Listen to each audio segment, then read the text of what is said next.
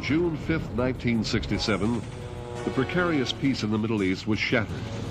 The hostilities that simmered between Israel and her Arab neighbors had been kept in check by United Nations observers for 10 years. When those troops were withdrawn at the insistence of Egyptian President Nasser, tensions exploded into warfare. Fearing attack from the Arab countries at her borders, Israel launched a preemptive strike on Syria, Egypt, and Jordan. Led by General Moshe Dayan, Israeli forces attacked Arabs in the Sinai Desert, the Gaza Strip, Jordan, Syria, and in Jerusalem itself. Israeli troops advanced toward the Suez Canal, overrunning the larger Egyptian army. Further north in Jordan, Israeli paratroopers captured the center of Jerusalem after fierce hand-to-hand fighting with Jordanian troops. And in Syria, Israeli forces advanced to the Golan Heights. Because the Arabs looked to the Soviet Union for support, most of the Western world stood behind Israel.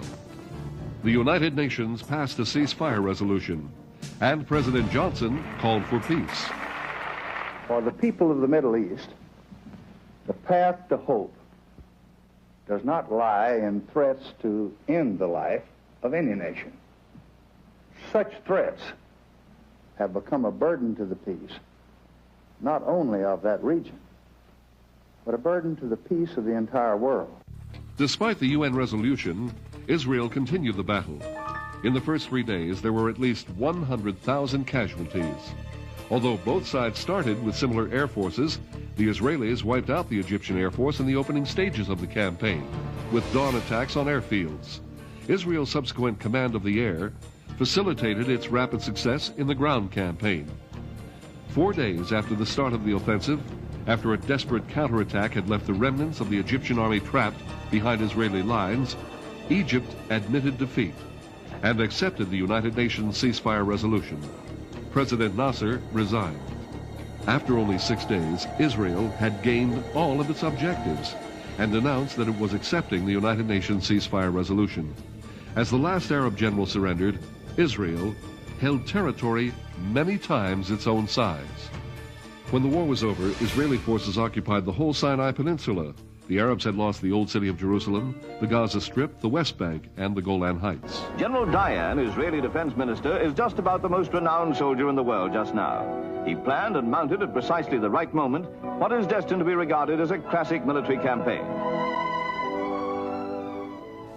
Although the six-day war was over quickly, it was a milestone in the complex Arab-Israeli history.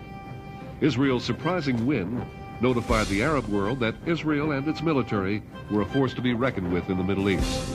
The simmering tensions erupted into another full-scale war in 1973. 6 years later, the political stalemate was broken when the leaders of Egypt and Israel signed an historic treaty. The process was furthered in 1993 when Israel came to terms with the Palestinians. We who have fought against you, the Palestinians, we say to you today, in a loud and a clear voice, enough of blood and tears. Enough! The leaders of both people called for an end to the violence, and peace began to come to a troubled land.